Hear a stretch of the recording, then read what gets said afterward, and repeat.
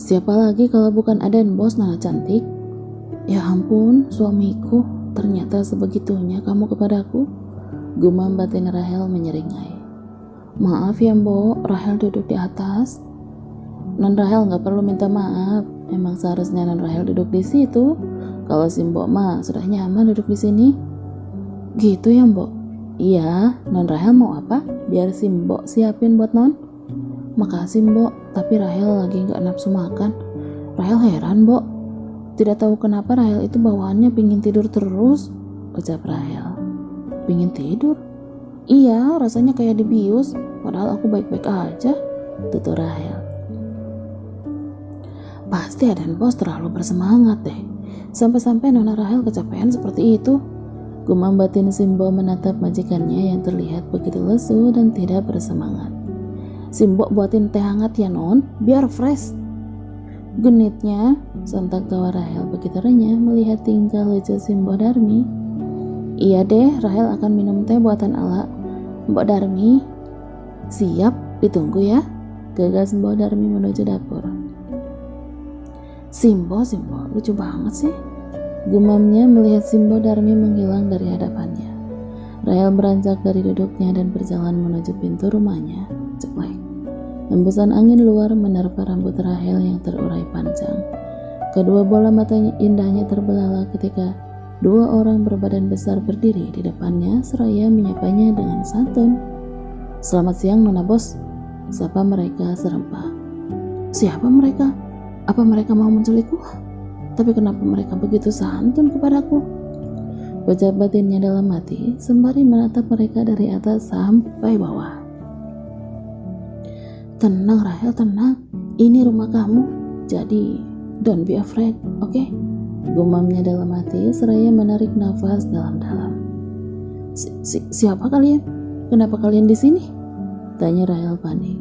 Sudut matanya mengerut seraya menyembunyikan rasa takut yang teramat dalam. Tenang Nona Bos, kami ditugaskan Pak Satria untuk berjaga di sini. Perkataan mereka benar-benar membuat rasa takut Rahel hilang seketika. Kalian benar-benar membuatku ketakutan, tahu nggak? Kata Rahel memegang dadanya. Maafkan kami Nona Bos. Ya nggak apa-apa, kalian sudah makan? Tanya Rahel yang melihat mereka menggelengkan kepala secara serempak.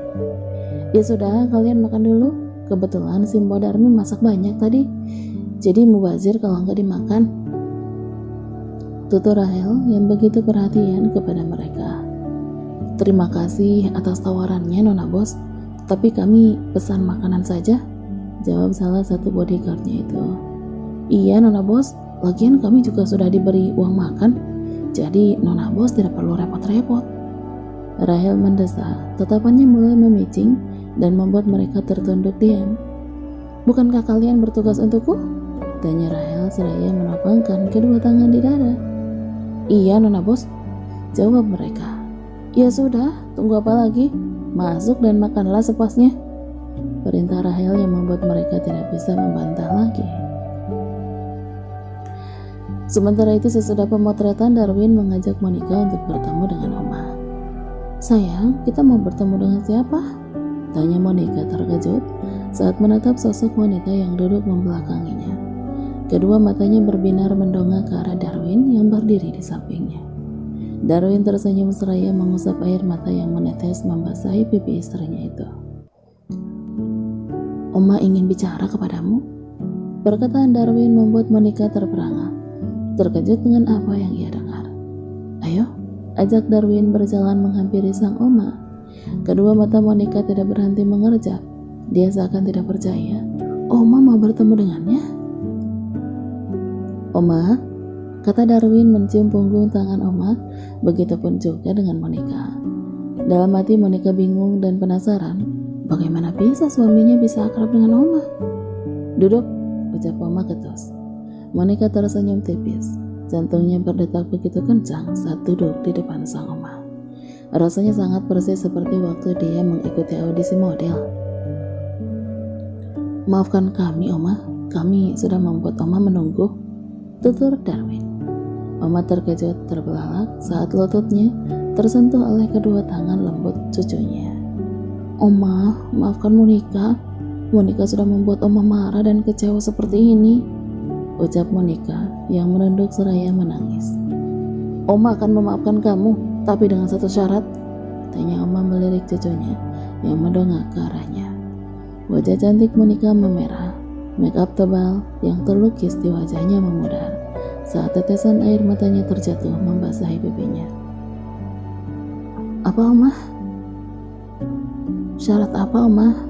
Monica janji akan menuruti semua permintaan Oma asal Oma memaafkan Monica, ucapnya seraya memegang kedua tangan sang Oma. Apa kamu mau memenuhinya meskipun kamu berat melakukannya? Pertanyaan Oma yang membuat dirinya teringat akan perkataan Oma yang dulu sempat memberikan pilihan yang sulit kepadanya. Iya, mungkin ini saatnya aku meninggalkan dunia hiburan dan fokus pada bisnis Oma. Aku gak boleh egois, siapa lagi kalau bukan aku yang meneruskannya. Satria juga sudah mempunyai perusahaan sendiri, malahan lebih besar dari perusahaan Oma. Dia tidak akan mungkin mengharapkan apa yang Oma miliki.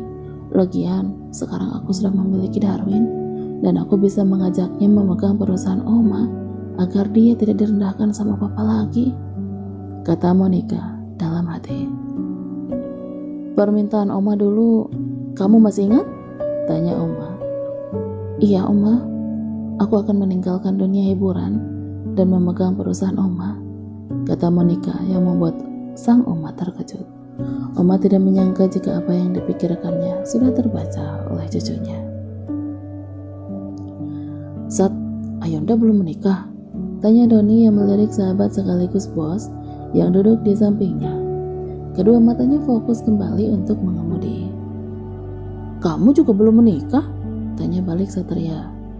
Iya, kamu kan tahu sendiri. Dari dulu aku menunggu siapa. Ya, meskipun dia mencintai kamu, tapi mendengar kamu menikah, aku merasa tenang. Akhirnya peluang mendapatkan Ayunda terbuka lebar.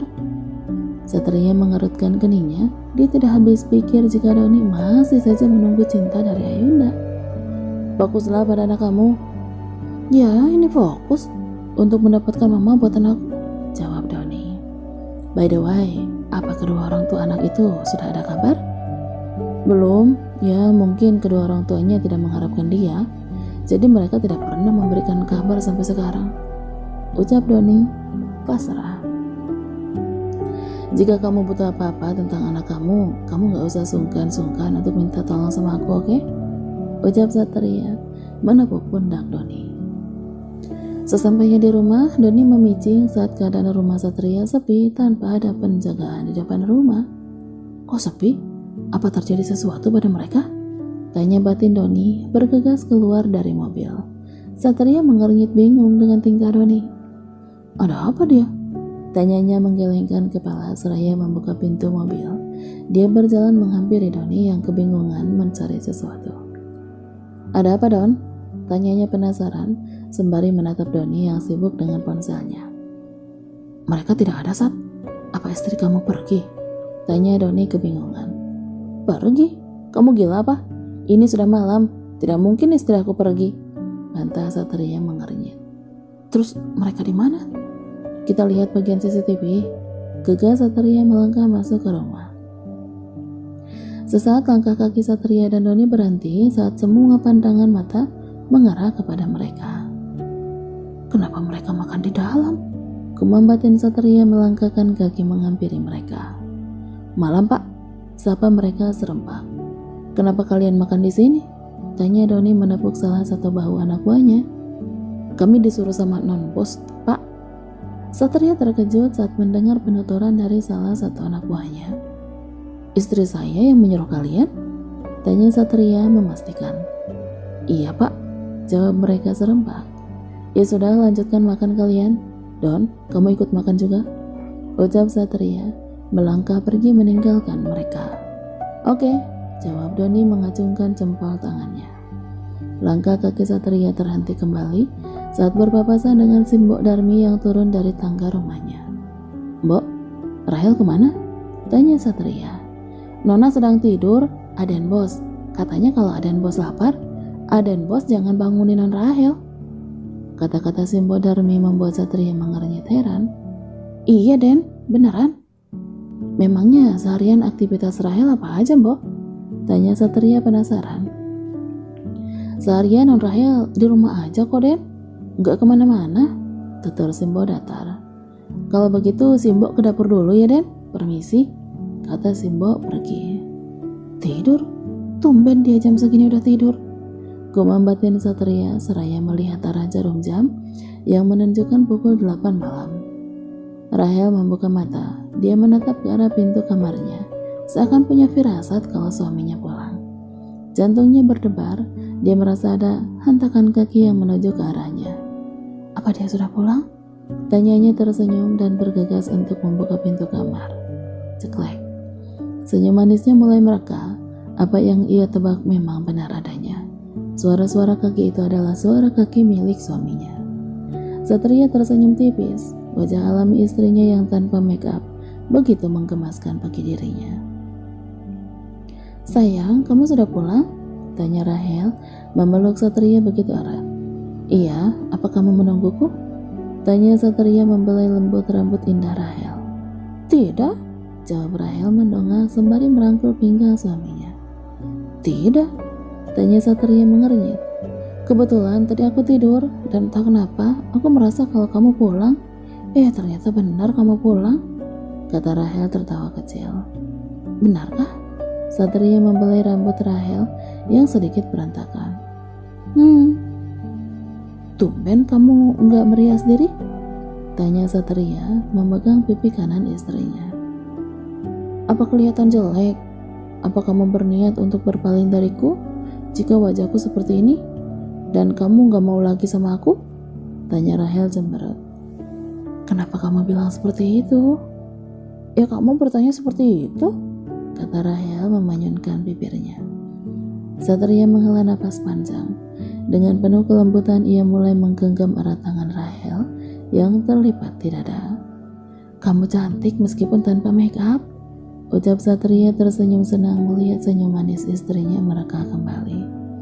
Benarkah? Kamu juga tampan jika kamu tersenyum seperti ini, ucap Rahel memegang kedua pipi Satria dan menariknya hingga senyumnya sedikit tertoreh. Aku mandi dulu ya, kata Satria melepas tangan istrinya. Aku bantu, gegas Rahel melepas jas yang masih melekat di tubuh suaminya. Satria tersenyum senang melihat Rahel yang begitu perhatian kepadanya. Kenapa kamu menatapku seperti itu? Tanya Rahel melirik Satria, seraya membuka satu persatu kancing baju Satria. Apa kamu ingin menggodaku? Pertanyaan Satria membuat Rahel terkejut. Kedua bola mata indahnya terbelalak, jantungnya berdetak begitu kencang. Kedua tangan Satria begitu terasa memegang pinggul miliknya. Dengan penuh mesra, Satria melumat bibir Rahel. Dengan hati-hati Satria merebahkan tubuh ideal istrinya dan menindihnya secara perlahan. Degupan dada Rahel kian kencang. Bukit kembar yang menyembol di dada kian bergetar mengikuti desahan napas Rahel. Satria tersenyum tipis melihatnya. Tanpa banyak buang waktu, dia membuka baju istrinya dan mulai melumat bukit kembar yang membuat nafsunya mulai menggila. Rahel benar-benar tidak berdaya. Satria tidak pernah berhenti memilin lekuk tubuh indah milik istrinya.